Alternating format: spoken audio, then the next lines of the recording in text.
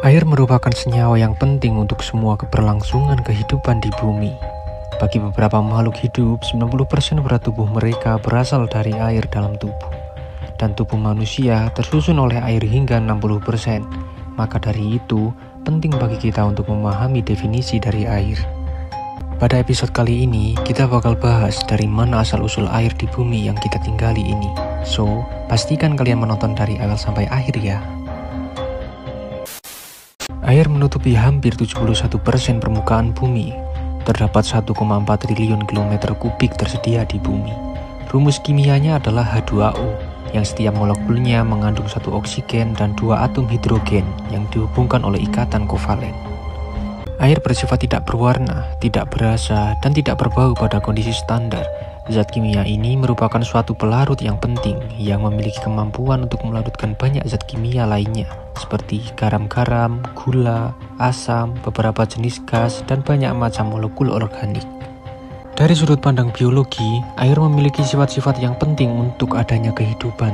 Air dapat memunculkan reaksi yang dapat membuat senyawa organik melakukan replikasi, dan semua makhluk hidup memiliki ketergantungan terhadap air. Lantas, dari mana asal air di bumi ini?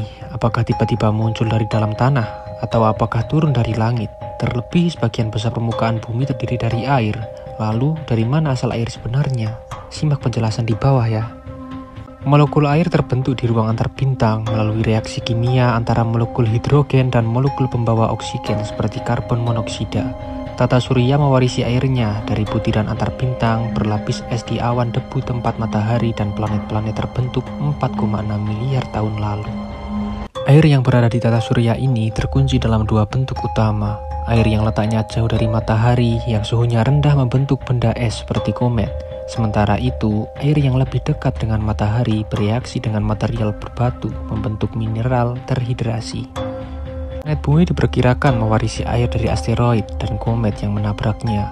Awalnya, sebagian besar air ini ditambahkan ke mantel bumi yang sedang tumbuh saat ia terbentuk dan dilepaskan dari interior oleh aktivitas vulkanik. Di tahun 2019, Badan Antariksa Jepang JAXA mengerjakan misi Hayabusa untuk memperkuat teori yang menyebutkan air di bumi berasal dari asteroid. Wahana antariksa Hayabusa berhasil membawa butiran-butiran dari permukaan asteroid bernama 25143 Itokawa. Dari butiran-butiran tersebut, para peneliti berhasil menganalisis adanya air yang terkandung di dalamnya dengan menembakkan ion pada sampel untuk mengetahui komposisi dari permukaan asteroid tersebut. Ada berbagai hipotesis dan teori yang menjelaskan bagaimana air bisa sampai di sini dengan beberapa bukti pendukung. Dan sebuah penelitian yang terbit menunjukkan tata surya muda lainnya memiliki air yang melimpah. Sebagian besar ilmuwan percaya ketika planet bumi terbentuk sekitar 4,5 miliar tahun silam, planet ini kering dan berbatu. Teori ilmiah paling populer menyatakan bahwa air tiba di bumi dalam bentuk beberapa asteroid besar yang dipenuhi es. Ilmuwan yang lain menyatakan air sebenarnya telah ada sejak awal pembentukan bumi yang berasal dari awan gas yang membentuk tata surya. Ada juga yang berpendapat air di bumi dibawa oleh komet-komet di awal pembentukannya. Tetapi masih ada pendapat lain yang disampaikan. Namun tetap saja ini adalah misteri yang belum sepenuhnya terpecahkan dan salah satu misteri yang paling rumit tentang planet kita.